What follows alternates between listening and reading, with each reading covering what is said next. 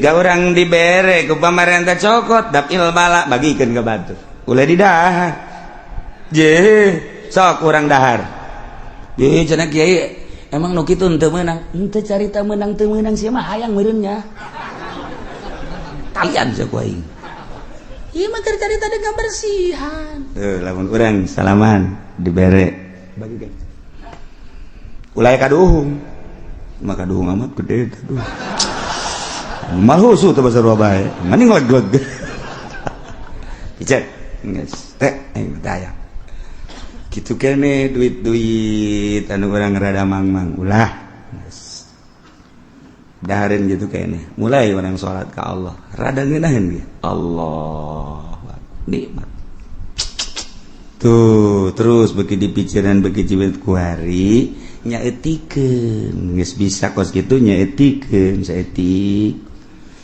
urang masuk nyaetikeun teh di hareupeun jelema lamun dareupeun tamu cemi ya sadaharna tilu ieu na ge tilu set deuk kadeuleula saeutik mah cak tabu teh hebat amat sama kiai geus zuhud jasa hebat kana dunia geus tamu balik bae dahar deui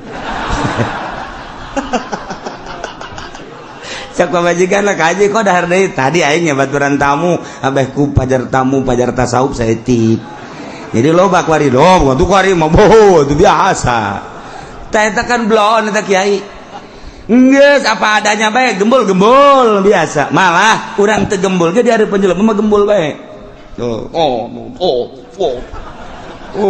batur can nambahnya nambah deui pareng kabiasaan kos kitu bae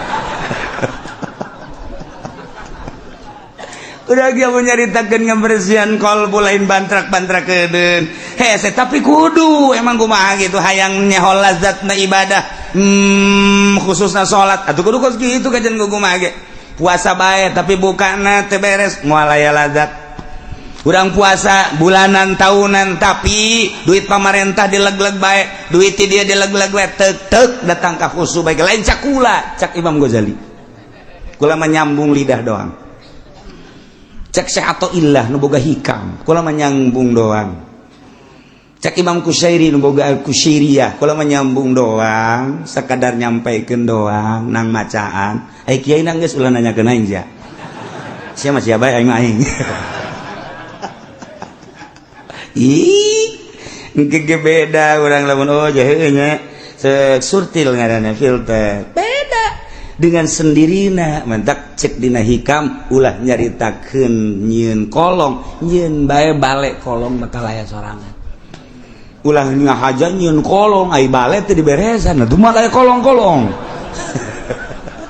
asal nyieun bale kolong aya asal nyieun bale kolong aya atuh asal dibersihan eta khusu aya asal dibersihan marifat aya itu bae teh mah otomatis sama ngaranna injection saya yang zarikeun aing billahi minasyaitonir rajim lamun iman ka Allah ngajaga iman ngajauhan permaksiatan ngajauhan perkufuran Allah janji la fatahna alaihim barakatim minas samai wal ardh niscaya kaula nu agung bakal ngalimpah ruahkeun ka nagara tersebut teh kabarokahan ti langit jeung ti bumi konsepna dua hiji amanu dua wattaqau bakal limpah ruah subur makmur loh jinawi lamun urang nyaritakeun barokah wa asal barokah teh hatina asal kabarokahan teh subutul khair al ilahi fi tetep da kahadean kabagusan bangsa pangeran dina naon bae nu aya di muka bumi ieu ketika urang ningali langit pinuh barokah lantaran langit kahujanan cai-caina anu ngajadikeun kana tatanian jeung jajadian lamun urang nyaritakeun kabarokahan bumi bin nabati jararadi boro-boro nu dipelak nu teu dipelak ke jararadi barokah ngaranna lamun urang hayang kos kitu konsepna dua, hiji amanu, dua wattaqau. Allah janji la fatahna alaihim barakatim minas sama wallah. Tuturkeun ayat Quran ieu mah lain pidauh bupati ieu mah. Lain pidauh gubernur, lain DPR, MPR jeung presiden. Ieu mah nu boga langit bumi katut eusina. Nu boga dunia nyarita mun hayang la fatahna alaihim barakatim minas sama'i wal ard. Dua, amanu wat taqau, iman takwa. Ya Allah, dibaca nama hampang iman takwa, babari jasa iman takwa. Pemerintah galamun pidato teu jauh ti eta iman takwa, balik bae ka imah intip ku sia.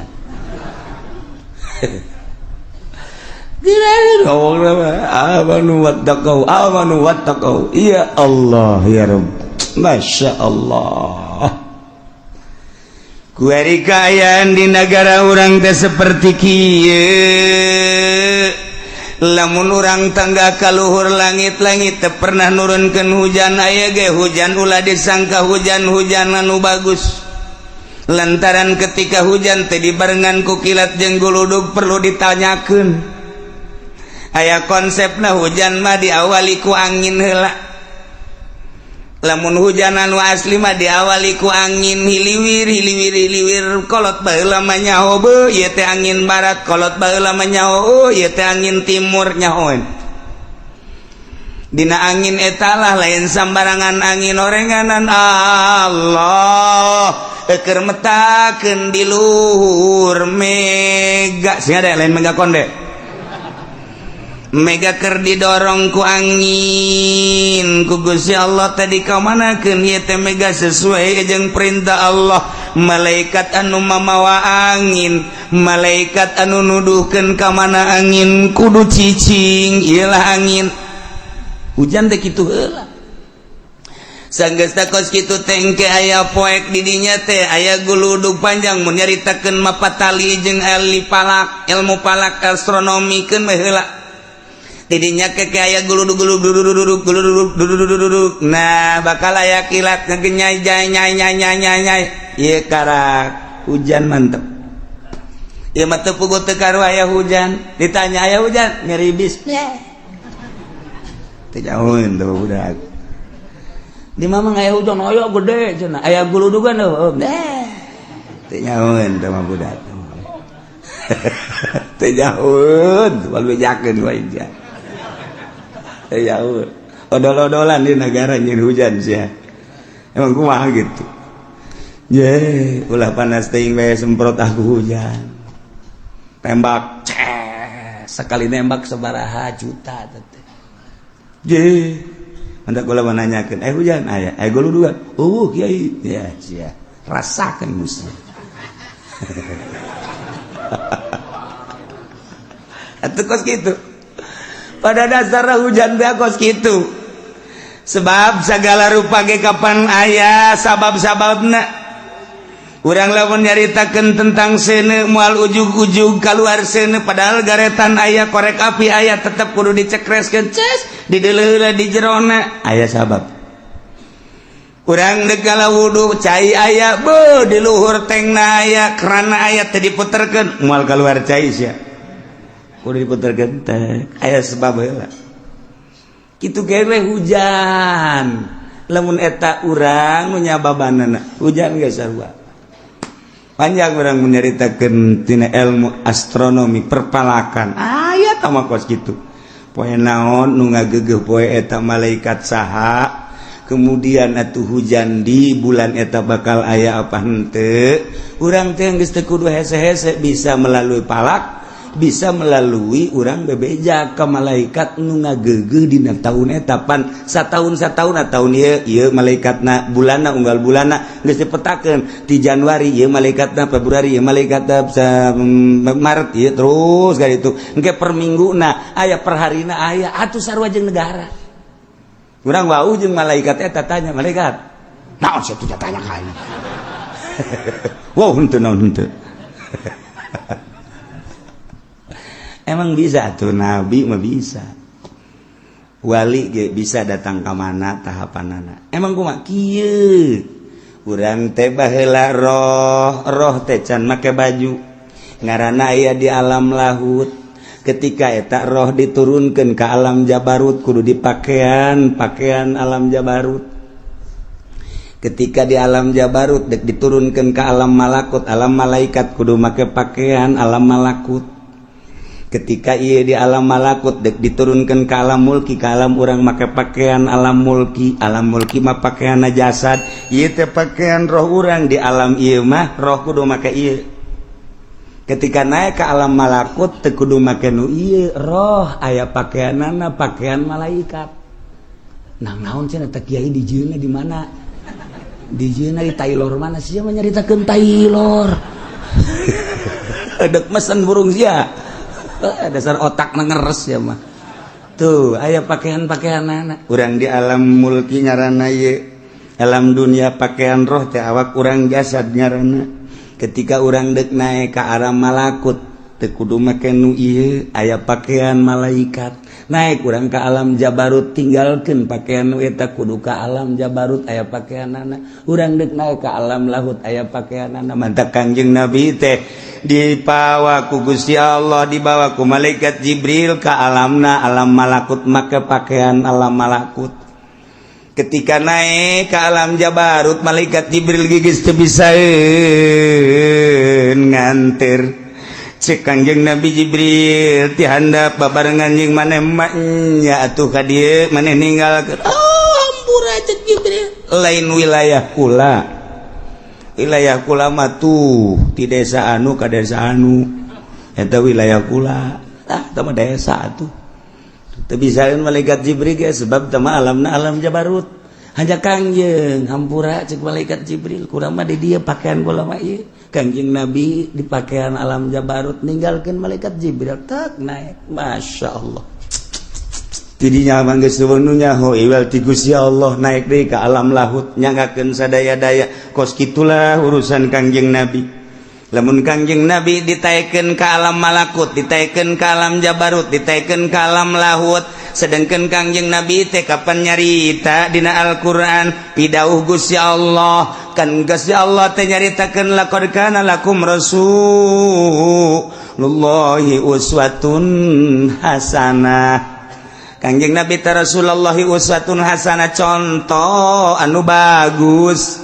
Geus atuh lamun contoh nu bagus Kangjeng Nabi urang mun nyontoh Kangjeng Nabi atuh bisa urang bisa naik ka langit. Lamun urang geus tuturkeun Kangjeng Nabi atuh bisa naik ka alam jabarut. Atuh lamun urang terus tuturkeun Kangjeng Nabi atuh bisa ka ditu naik ka alam lahut. Tinggal kumaha carana atuh tuturkeun Kangjeng Nabi. Cuman moal bisa lantaran Kangjeng Nabi geus nyarita ti Gusti Allah wa ma utitum minal ilmi illa qalila. Tepati maneh dibere tina ilmu kecuali saeutik anu bisa kadinya mah hanya segerintil teangan. Coba di Kabupaten Tangerang nu bisa naik ka luhur langit teangan, coba melalui bupati jeung sekretarisna coba pangnengankeun. Lain naik ka luhur langit bebas ka laut modar. Eta mah tuh kan berarti aya sebab lamun eueuh manusia anu kos kitu hancur Jakarta dipimpin ku hancur Indonesia. Untung aya kene jelema nu kos kararitu. Nah ieu mah keur carita jelema lamun geus datang ka alam malakut berarti manehanana teh geus teu ngabutuhkeun ieu naik ka alam malakut babarengan jeung malaikat bisa negor ka malaikat teh ieu nyarita gede eta maksudna. Oh ono opo malaikat ti mau beureun ieu mah nya. Ono apa sih nakon-nakon. Begini malaikat, ini kira-kira bulan ini hujan apa enggak? Cak malaikatnya naon urusanna atuh sia. Hujan jeung teu teu urusan pangeran, teu mendek nanya bae. Tapi mah rahasianya, ulah dibejakeun ka jelema moal. Awas ieu mah kan urusan di alam malakut. Lamun sia turun ke alam jabarut, ke alam mulki, nya alam nasut ngaranna urang teh ulah beja moal atuh geus dibere nya ku malaikat tek aya manusia nu dibere kos gitu sebabnya anak geus bisa ninggalkeun ieu. Oh jadi berarti awak urang ulah dahar ulah nginum paes ya. Numantak ayalah paranti ngebersihan ruhani supaya ruhani teh bisa hihiberan sakumaha Kangjeng Nabi. Belah dieuna Sayyidina Umar, belah dieuna Sayyidina Abu Bakar, belah dieuna Tuan Syabdul Qadir Jailani, belah dieuna Syekh Nawawi Tanara, belah dieuna Syekh Asnawi Caringin, belah dieuna Syekh Daud, belah dieuna tah nu kurang dizarahan di kitu Ki Mansur. Nu kurang dijarahan diunggal para wali eta teh nu rohna geus bisa ninggalkeun ieu nyana make pakaian alam malakut. Aya tuh leuweuh wae tuh ese negara acak-acaka. Ya Allah ya Rabbi. Masyaallah karim. Lamun urang di zahir ku ari teh budak mah make pakaian SD handapna beureum luhurna putih merah putih. Budak teh kuari di SMP pakaian SMP, kuari manahanana neuk digawe di desa make pakaian desa, kuari neuk digawe di kecamatan make pakaian zonan garang PNS, kuari negara di kabupaten make pakaian PNS tanggeus lain deui, kuari bupati ge pakaian lain deui, gubernur lain deui, presiden lain deui, aya pakaian-pakaianana di alam eta ge sarua. Masyaallah karim. Nah ieu maka jenta keur carita urusan ilmu kawalian nu mantak urang kudu ngabersihan ruhani urang, belah dieuna maka karak ngabersihan hate doang, ulah ujub ulah takabur ulah ria ulah sumah ulah hubud dunya ubah hubul jahubur riasa piceunan nu kos kararitu. Ya Allah ya Rabbi miceunan eta ge seseleh. Bicanan eta teh seseleh lain nalagan. Nu mantak dibagilah di awak urang teh sababaraha lelembutan lalipatul qalbi latifatur ruh latifatul sir latifatul qafi latifatul akba latifatul nafas latifatul qalb. Hiji-hijina latifah anu kudu dibersihan kudu didatangkeun. Nu mantak ngaranna teh aya takholi jeung tahali. Takholi piceunan nu garoreng engke tahali asupkeun ka awak urang terapkeun anu bararagusna. Lamun urang geus bisa takholi nu garorengna dipiceunan ku urang secara total, tahali nu bagusna ku urang dia terapkeun di awak urang bakal tajalli. Ya Allah ngomong mangeunah kapanggih bae jeung bupati dibere duit dilegleg. Iya hese dua deket tak kuari manaon sababna begitu jelema jadi mui hajut teu bisa khusus salatna, jelema begitu asup ka partai teu bisa khusus salatna, kurang mengayakinkeun moal bisa khusus wani disumpah. Sombong cenah kuci aing waktu sombong bae mah waktu sombong bae kadeuleuan nu husu mah lain kitu tarangna. Kunaon barang jadi pemerintah acak-acakan ieu naon kitu ngaranna ibadahna bisa ngajahokeun naon tah teu beres kolbuna pagaweanna henteu takholi nya teu miceunan panyakit henteu tahali ngadatangkeun akhlak-akhlak anu bagus, sifat-sifat anu bagus. Kanyaoan kadaharanana kapan ti pemerintah mah pajak ai pajak mah kapan haram secara mutlak. Geus lamun kiai menta ka pamarentah haju dilegleg ku kiai teu celi anjing lamun bisa husu. Celi naon anjing. Celi naon ge anjing. Lain celi sia atuh celi aing mah hiji-hijina dua. Mun nya diteuk-teuk. Celi anjing bae. Mah bisa hus. Ekstrim. Ilmu toriko mah kabeh ge ekstrim walain teu ekstrim. Sadunia kabeh ilmu toriko mah ekstrim bae. Ajo kiaina diekstrimkeun kitu marah atuh geus eueuh marahnya nama daek tuturkeun teh daek geus cak aing haram ih cenah kos kitu mah moal maju teman nagara ih kos kitu haram pajukeun ku sia rodaan ku sia nagara dorong. Aing mah lain deuk nyaritakeun maju deuk nyaritakeun bersih roh sia deuk nyaritakeun kamajuan mah teh mah apruk-aprukan ngaranna aing ge ngarti bons. Ya ceritakeun ngabersihan tuh. Ketika orang dibere ku pamarentah cokot dapil bala bagikeun ka batur. Ulah didahar. Je, sok urang dahar. Ye cenah kiai emang nu kitu teu meunang. Henteu carita meunang teu meunang sia mah hayang meureun nya. talian ku aing. Ieu mah keur carita deung bersihan. Lamun urang salaman dibere bagi kan. Ulah kaduhung. Maka kaduhung amat gede tuh. Malhusu teh basa bae. Mending leg-leg. Icet. Geus teh aing daya. Kitu keneh duit-duit anu urang rada mang-mang ulah. Geus. Dahareun gitu keneh. Mulai urang salat ka Allah. Rada ngeunaheun ge. Allah. Nikmat. Tuh, terus beki dipikiran beki cibet ku hari nyaetikeun. Geus bisa kos kitu nyaetikeun saeutik. Urang masok nyaetikeun teh di hareupeun jelema. Lamun dareupeun tamu mah cemi ya sadaharna. Tilu ieu na ge tilu. Set deuk kadeuleula saeutik mah. Cak tabu teh hebat amat sama kiai geus zuhud jasa hebat karena dunia geus tamu balik bae dahar deui. Cak pamajikan lah kaji kok dahar deui tadi aing baturan tamu abeh ku pajar tamu pajar tasawuf saeutik. Jadi loba kuari dong tuh kuari mah boho itu biasa. Tah eta kan blon eta kiai. Geus apa adanya bae gembul-gembul biasa. Malah urang teu gembul ge di hareupeun jelema mah gembul bae.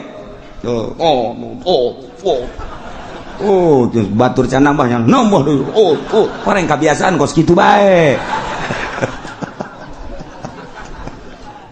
Udah dia nyaritakeun ngabersihan kolbu lain bantrak-bantrakeun.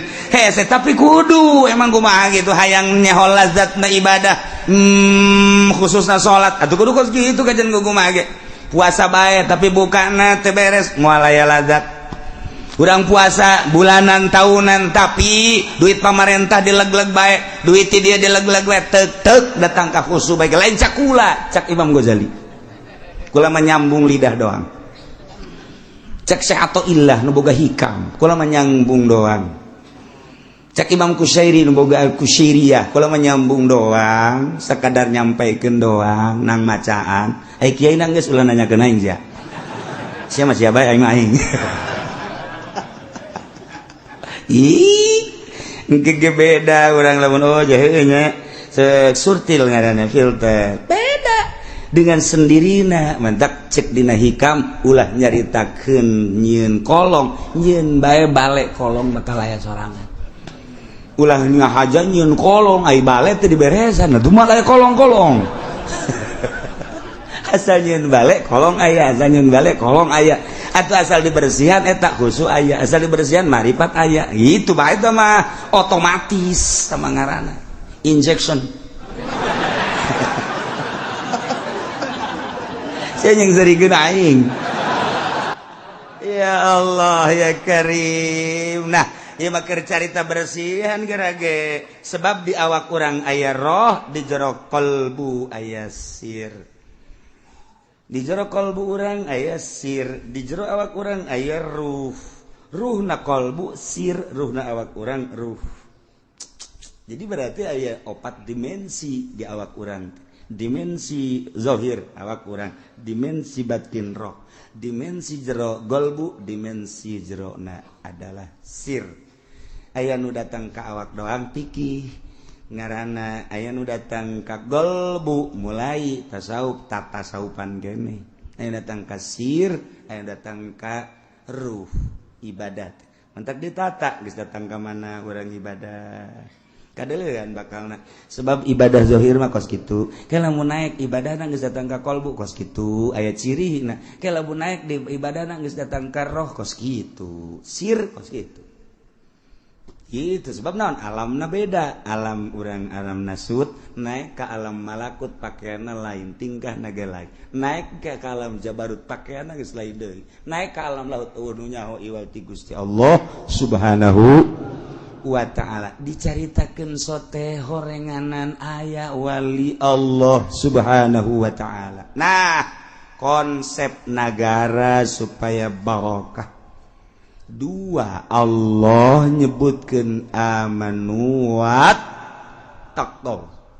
taqwa iman jeung takwa kuali lamun urang nalah negara urang tangga kaluhur langit teu pernah ngahujanan urang neuleuh ka bumi sawah telaan kuari neuleuh ka empang cai mah ayangan hararejo neuleuh urang ke perkebunan kuari geus bararotak geus lain hejo neuleuh urang ka jalan cai kuari cai teh butek aya anu kering eueuh caian bahkan aya nu geus sababaraha daerah kekurangan cai berarti kan pinuh ku teu berkah ketika urang kapanggih jeung jelema asa teu menyatu sia-sia aing-aing padahal mah masyarakat jeung pamarentah teh hirup di hiji nagara teh eta pamarentah teh ngurusan aset-aset negara jang rakyat tapi kunaon kuari mah rakyat ketika neuleuh polisi asa pa aing-aing ketika rakyat neuleuh abri asa teu menyatu kos lain alam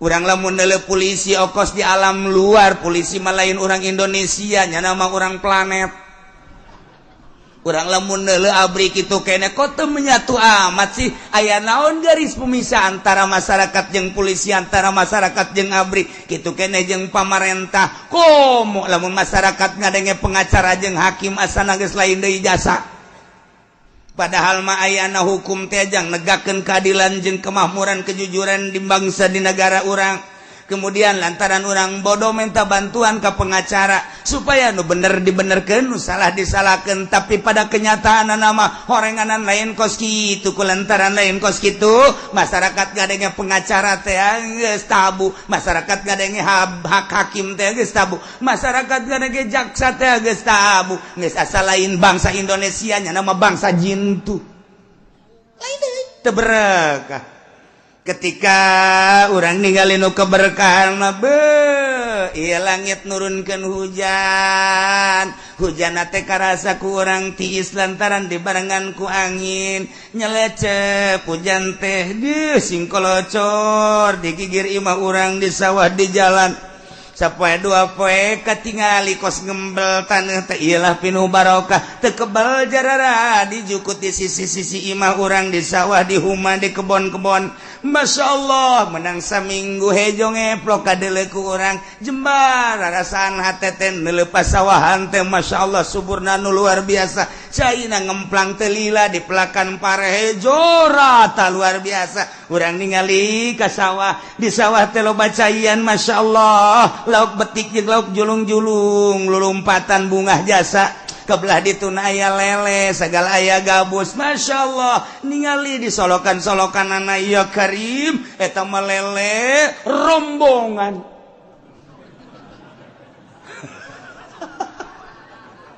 pika-pitaeun budak agon tidinya rencana budak di sawah itu teh jalauk betik jeung betok sakitu lobana kabeneran sawah teh belah dituna mah teh dipelakan lantaran jero yu urang tahu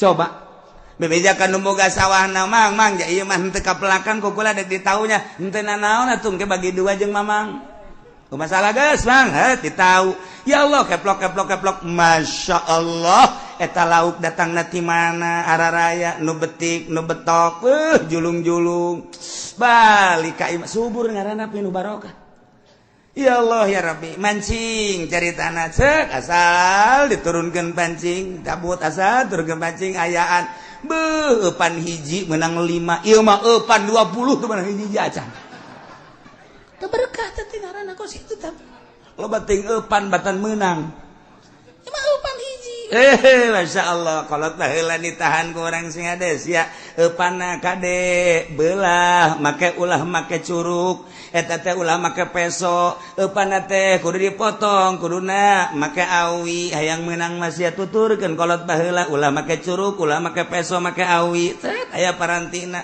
sok gara ciduhan heula memehna eta pancing teh tuh sok asupkeun beus geus diasupkeun ciduhan teh tug bae kaduh memeh dikahandapkeun lauk geus kieu bae berkah teh ngaranna ieu mah mancing sakadaek-daek diasupkeun pancing kieu ti isuk datang ka asar teu meunang hiji-hiji acan pas dek balik meunang alhamdulillah lele hiji bunga ngolosot deui ngendongeng na doang ka pemajikan meunang ka munang hiji aja mana ngoloso deui teh kudu bebe jatuh kos kitu teu berkah karana kos kitu tuh beda berkah iya karim urang jamun nyari taga dog geludug aya deui geludug nya turun deui hujan masyaallah di luhur turun hujan nu mawa barokah tanah embel ngajadikeun segala rupa masyaallah pare jaradi nu dipelak ku manusia jagong jaradi nu dipelak ku manusia kitu kene kacang kitu kene cabe jeung sajabah-sajabah nu dipelakna jukut jeung segala rupana pan aya sapi aya munding aya domba beuh luar biasa poharana siraru daratang bagian hayam coba eta kabagian kabeh berkah ngaranna geus hayam jeung hayam teribut lantaran loba siraru loba simut kitu keneh manuk teu kudu malingan pare lantaran simut ngararapung manuk cukup ngadaharan simut doang ge simut boga dahareun loba ambalaya hayam kitu keneh geus puguh munding sapi jeung ka kebol munding wah lain lalagaan eta bajukut geus teu kadahar ku hewan-hewan pare ge kitu keneh jagong cabe berkah ngaranna itulah keberkahan ayang berkah kos gitu konsepna naon kiai ulah nuturkeun pamarentah konsepna nuturkeun Al-Qur'anul Karim mana ieu walau anna ahlal qura amanu wattaqau lafatahna 'alaihim barakatim minas samai wal ardh kararitun teh si manusia nyaho teh si nyaho kitu henteu lolobana kumaha walakin kadzabur rusul fa akhadnahum bima kanu yaksibun tetapi lolobana manusia mah geuningan ngabohongkeun ka para rasul nu bara heula kabladina ngabohongkeun ka para wali-wali Allah ka para ulama kulantaran teu ngadenge ucapan-ucapan ulama atuh fa akhadnahum ku Gusti Allah disiksa Allah nyiksa nabi makanu yaksibun ku kakufuran anu kunyana diusaha ku kitu permaksiatan nu kunyana diusaha ku ari dipigawe pam-pam ku manusia di Indonesia ku masyarakat mabok ieulah Allah nyiksa bimakanu yaksibun ku mabokna manusia ku ari masyarakat Indonesia teh judi ieulah nu bakal disiksa ku Gusti Allah ku pagawean judina pagawean zina kuari iyalah Gusti Allah bakal nyiksa ku zinahna para masyarakat Gusti Allah teh bakal nyiksa ku pagawean bangsa ku pagawean umat lantaran korupsi pemerintah korupsi masyarakat maling atuh sarua bae ngan beda bahasa iya Allah bakal nyiksa ulah kaget lamun kuari teh diberkahkeun negara Indonesia nu sakieu suburna tetangkalan arareueuh kuari mah beuh pare-pare geus teu panen sakarawang sasubang Bandung Indonesia Tangerang mah geus puguh pertanian ieu tapi kapan aya sabaraha kontrakan kuari anu ditutup bae nu ngontrak teu berkah kan ngaranna teu berkah kuari anu boga 50 kontrakan kuari aya anu 10 doang anu ngeusi 40 eueuh barang ditanyakeun lantaran pabrikna gulung tikar balik teu berkah aya deui pengontrakan nu belah ditu eusi namangan unggal kontrakan loba nu maling bae pindah nya ka kontrakan lain teu berkah sarua bae ieu geus berkah ya kuari ya Allah ya Rabbi nah urang lamun neuleuh di Indonesia lamun urang ningali ka India kamari kapanasan 4000 nu pararaeh sabada kapanasan kuari dihujanan ku Gusti Allah geus 2500 supaya mejeunana Pakistan kamari 2500 keur panas wae kuari dihujanan ku Gusti Allah 1000 nu paeh hitung Gusti teu kudu make kalkulator 1000 Kashmir deui geus aya hampir 1000 nu paeh dah para raeh padahal malamun ku urang dihitung eta teh derajatna kakarake 49 derajat can 50 Saudi Arabia mah geus mencapai 50 tapi henteu naon tenan siksa mah geus kitu. Aya naon eta di India? Eueuh nu nyaho. Iwal ti jelema nu nyaho. Atuh heses yang masih ngomong. Aya seorang dai waliullah dakwah di India kemudian pada bulan Rajab kemari jelema tersebut diculik, dibawa ke Amerika, dibunuh hiji waliullah. Nomor kedua ya jelema dakwah di India sarua bae, istimewa dakwahna. Eta teh kira-kira umur 45 tahun, jelema loba jasa nu arasub Islam, culik deui ku Amerika, dibunuh deui.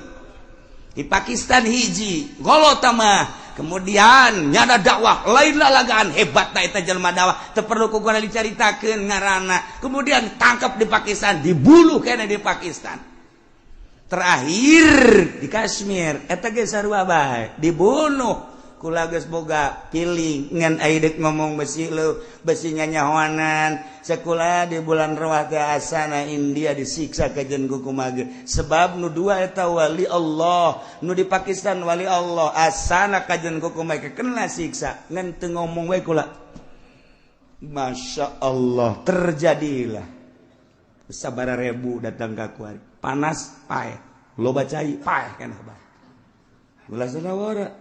Ieu dicaritakeun sote lainna naon sing hade atuh di negara urang ulah terjadi seperti kitu yuk urang tingkatkeun sifat kebangsaan urang sifat kitu kepatriotan urang keagamaan urang ngahiji sakumaha baheula ulah aya gap ulah aya jurang pemisah antara urang jeung pemerintah antara urang sesama urang ieu mah urang salap itu modern kok aya beda nu modern ka salap sinis baik orang salap atau pernah sinis kanyana eta menyaritakeun tentang kebobrokan modern atuh lain sinis ngaranna ngajelaskeun nya teu pernah sinis tapi kunaon nyana embung kapanggih ieu nu bakal jadi siksa kitu keneh jeung pamarentah jalain keheul nu jadi pamarentah ge kadang dulur urang kadang tetangga urang kadang kawauh urang ketika dicaritakeun kabobrokanana pajar aya ge lain karena sehat sing hade sia ulah kitu atuh. Ieu negara urang ieu teh lain nu maneh ulah mentang-mentang kerja di pemerintah bupati gubernur presiden asa nu aing nu urang kabehan wajar lamun urang negor kade ulah sok kamalinaan teuing da leluhur urang inget leluhur urang baheula ieu teh hasil merdeka teh nang kolot urang baheula nah nyatukeun ku urang ieu akibat daripada pasalia Muhammadiyah ka dieu lempangna NU ka dieu lempangna Golkar ka ditu lempangna P3 ka dieu lempangna PKB ka dieu kapan cenah jang bangsa kok beda-beda sih nah ieu lah nu kudu ku urang diperhatikeun diamati supaya urang ngahiji aya butuh mah partai pek bae ketika teu butuh deuk kudu dikumahakeun deui nah lamun urang amanu wattaqau Allah janji la fatahna alaihim barakatim minas sama duh lamun geus dibere barokah kan ngeunaheun urang hujan turun ngeunaheun taneuh jadi tatanen gitu keneh hasil tanina kemudian kurang didahar ngeunah di daharna jadi cai mani disalurkeun ka pamajikan urang cara nyalurkeunana make aturan Islam maca doa heula urang Allahumma jannibis syaiton wa jannibnas syaitana ma razaqtana mun teu nyahoeun mah pamajikan nanya mah ngadoa heula emang nanaonan sih sia mah kumaha sih engkos duduk ngariung bae jagana ngata ku ka pamajikan kudu ngaji mun teu ngaji pajar ngariung urang udah kan salurkeun ka pamajikan urang set ketika urang deuk kaluar cai mani aya babacaanana di jero hate bae lantaran ayat supaya naon anakna supaya nyaho kana agama ya Allah aya aturan-aturanana engke disalurkeun aya lah terkandung di jero beuteung ibu kaluar masyaallah gunting rambut di marhabaan deut kabelah dieuna aya HP malekeun Guna tak lantaran tadina dibacaan di doa. Ayat TV bungen ya nama ngandeuli doang paling ya. Ieu mah lu bantak anak kurang gede can sakola geus sayang meuli HP. Kemudian dibelikeun jamarah bae main internetnya na di HP ge. Wih luar biasa. Kabelah dieuna bisa muka sorangan tek nu susu teh nu ping-ping teh budak leutik eta teh kos kitu geus teu bisa ditahan ku kolotna. Kolotna mandi kunyana dipoto tolong teh coba. Belon teh anak nu kos itu coba. Ulah ngablonkeun ka anak baheulana teu ngadoa. Geus kulantaran teu ngadoa atuh anak setan. Pan setan teh bebeja ka gangjengna ka Gusti Allah Gusti. Ari abdi teh bagian pamajikan abdi di mana atuh Gusti? Teh dijawab ku Gusti Allah. Setan nunjukkan ke Gusti Allah, Gusti ai pamajikan abdi di mana? 3 kali kakarak cek Gusti Allah barengan jelema anu jima jeung pamajikanna teu maca bismillah heula teu ngadoa ka aing. Mentek ketika aya lalaki teu maca doa heula teu maca bismillah heula, eta teh horenganan bareng jeung setan ketika keluar anak-anak setan. Geus ku ari nu mantakna aya nu nonton TV bae atuh pantes lantaran anak jurig. Ye, sia nu kumaha? Lah cenah kiai ulah kaget jakulana ge jurig ai kitu onam. Komplotan jurig kabeh burung. Laila konsepna walau anna ahlal qura amanu wattaqau dibulak-balik supaya urang teh ieu bisa ningkatkeun iman urang bisa ningkatkeun takwa urang ka Gusti Allah. Abeku Gusti Allah diturunan janji Allah la fatahna alaihim barakatim minas samai wal ardh. Geus teu kudu istisqa. Asal amanu wattaqau Allah pasti nurunkeun la fatahna alaihim.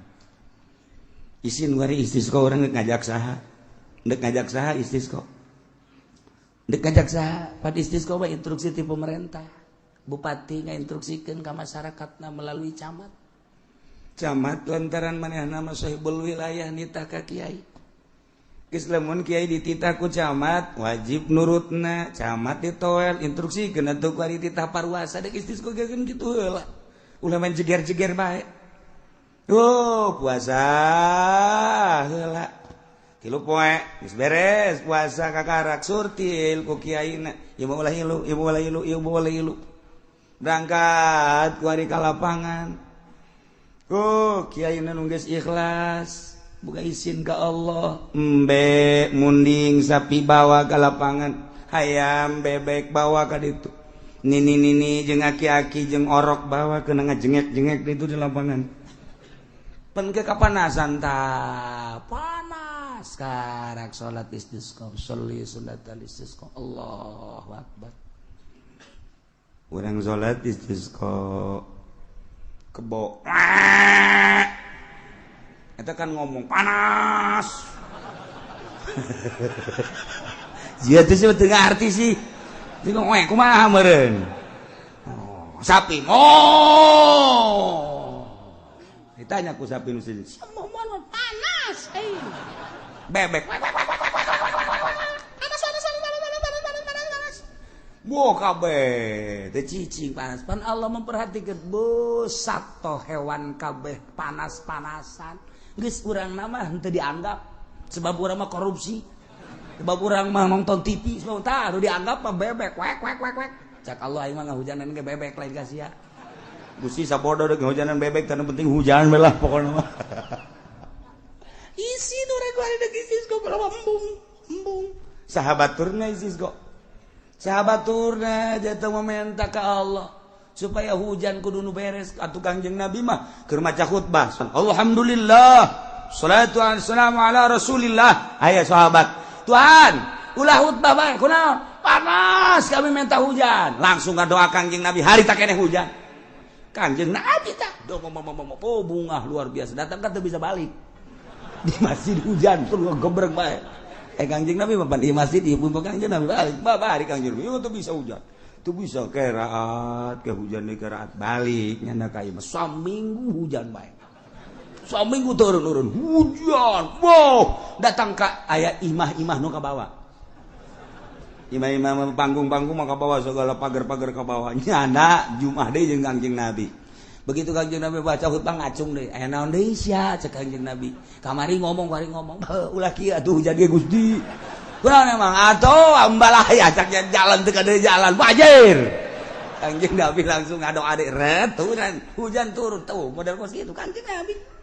Masya Allah nah wani urang menuturkan jelema nu ikhlas mah aya nuturkeun nu teu ikhlas aya teh nutasku nutas naon ngaranna istisqa di nelayan di hareupeun nelayan di haharuan ku kiai sama istisqa sih di nelayan itu ibadah ya urang mah pokona mah di mana tadi mana belum teh coba ngajawab kalau dimaksud nah yang hujan itu urusan hujan urang pangeran urang mah penting mah istisqa baik itu ganjaran pan teu datang ka maksud teh mah datang ge kan ibadah doang istisqa dilaksanakeun tahajud henteu intip urang barang penting hees bae cak sia ibadah bego hah ai kamari sia ngomong tahajud sia tuh coba hayo tahajud mah nu ngalem jeung urang mere duit tuh kan tembung aing menuturkeun usara itu embung menuk ikhlas tu andieu karak daek atuh kiai bae uai ge embung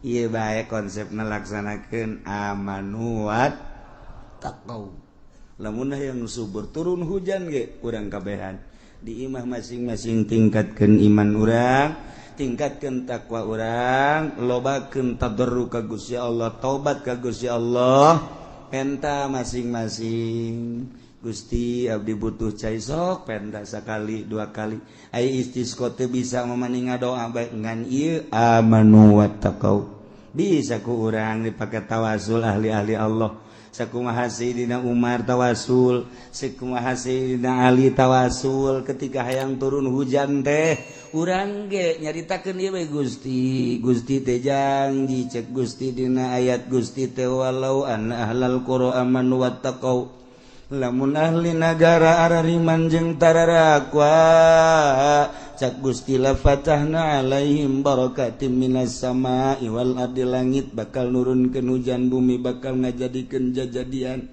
tina sabagian hamba Gusti teh abdi Gusti abdi teh hayang ningkatkeun iman abdi takwa abdi sakieu mah jararasaan abdi geus tingkat jasa sia cak Gusti Allah ningkat ge cak aing mah henteu mal ka dihujanan engke urang makin hari terus engke ge aya ti Gusti Allah masyaallah mantap ai kudu nama amanu wattaqau pimimpin nagarana kudu ngainstruksikeun ka masyarakatna kudu ningkatkeun keimanan jeung takwa ka Gusti lantaran besi disiksa ku Gusti Allah engke lamun arariman jeung tararakwa makan ku Gusti Allah teh dibere kabarokahan langit nurunkeun hujan anu pinuh bakal nyuburkeun bumi bakal ngajadikeun jajadian pinuh kasuburan tetapi na horenganan walakin kadzabu fa akhadnahum bima kanu yaksibun lolobana mangabohongkeun ka para rasul para nabi ngabohongkeun ku ari ngapa ka para wali ka para ulama atuh Allah bakal nyiksa ku pagawean-pagawean nu nang tangan ka Gusti Allah naudzubillah min zalik yuk masing-masing di imah masing-masing geus ulah waka ngajakan batur sorangan be heula jadidu imanakum bila ilaha illallah lobakeun maca la ilaha illallah lobakeun maca sholawat ka Kangjeng Nabi kablah dieuna terus tingkatkeun katakwaan urang ka Gusti Allah mata urang takwakeun ka Gusti Allah ulah dideleukeun kana paharaman-paharaman ceuli kitu keneh irung sungut kitu keneh tujukeun ka Gusti Allah kadanan para wali mah geus ninggalkeun alam ieu naek ka alam malakut pakaianna geus pake pakaian malakut dementak lamun malaikat meneuleuh karoh roh nu aya di kuburan malaikat atuh urang lamun geus aya di alam eta bakal neuleuh karoh sakumaha nu kukula sering dicaritakeun Mama Sobari Cilimus keur mingguan pan kieu tangga kaluhur innalillahi wa inna ilaihi kaget pan jamaah kabeh naon mama roh Mama Ilyas Banjar naik ka langit pupus eta bisa kadeuleuh hujan bisa kadeuleuh Haji Pendiki kabarieun le kuntilanak meureun sabangsa manan kitu ge nya teh kan bisa roh lain sabaragan berarti kan hamba Allah aya nu bisa contoh Mama Sobari teh murid Mama Khalil Bangkalan ai Mama Khalil Bangkalan murid Syekh Nawawi Tanara ai Mutanam Syekh Nawawi Tanara murid Ki Hamid Khatib Asambasi ai Ki Hamid Khatib Asambasi murid Syekh Samsudin ai Syekh Samsudin terus kata Tuan Abdul Qadir nu mantak bararsi batur rumah tuh bisa kadeuleu geus ieu mah keur carita mun geus aya di alam malakut ninggalkeun alam ieu bakal kapanggih urang jeung roh bisa ngobrol urang mun zarah ngobrol Assalamualaikum woi apa kabar baik-baik saja caknya teh oh iya bagaimana di sana itu bagaimana keadaannya wah gersang sekarang iya ngobrol orang dirinya emang ngobrol lah gitu tuh lain kayak siapa datang ke kuburan gitu hayang pajar hebat takol habak itu kudu ngomong kos gitu di roh mah roh jeung roh ngaranna gitu lain mah kayak iya ngobrolna urang ngadan urang ngadinya tek we oh geus bae urang mah cicing troh ngobrol gitu tek besi aya di kuburan nu ngahaneng eta okos naon eta geus ulah dibejakeun lah pokona mah eta jara keur ngobrol tah engke ge haju aya engke ge sejarah aya saya tadi ngahaneng kana beuh masyaallah kunaon aing kapanggih jeung uyut heuh lain jeung malaikat lain aing jeung uyut cak kana teh terus mah dasar dukun beuneuran nyaho aing dukun nyaho lain cak kana teh pokona uyut bae aya kapanggih jeung uyut urang tah jeung malaikat mah kos kitu tek-tek bae kalau enggak buat kudu bebeja tuh menang bebeja itu tamaja masing-masing rahasia pribadi. Tuh kos gitulah lain make ieu. Namun make ieu mah ngaranna alam nu ieu. Alam itu mah alam malakut bete kudu. Sebab urang kaambe ku malaikat seungit, urang maca sholawat kaambe, urang maca Quran kaambe ku malaikat. Urang mah kadenge ku ceuli ieu, ku malaikat mah di luhur langit kadenge. Urang zikir tengah peuting malaikat nonton di luhur langit. Urang tahajud tengah peuting malaikat nonton. Nyahoeun malaikat moal kaliru komo Gusti Allah. Masyaallah nu mentak disebutlah ku malaikat ketika aya jelema hudang peuting zikir tahajud azim. Indal malaikat di alam malakut pada bebeja euy si anu deuleu ge kepeuting deuleu ditonton ku mana ijah malaikat kabeh di alam malakut teh ngahebat-hebat ngaagung-agung henteu kudu ku urang dinaon kitu ngaran diberitakeun di media teu kudu waduh di orbit teu kudu cak malaikat coba tatanggana deuleu di nonton TV cak kana waduh keur nonton bola malaikat yang ngobrol pan kiai sih nonton bolanya malaikat apa ngobrol malaikat tama kiaina sih kiai kos kitu tamanya urang turunan galedeg yuk malaikat perintah ti Gusti Allah ieu keur carita jauh kitu jangan teh sebenarnya mah Ya Allah famil ahlul Qur'an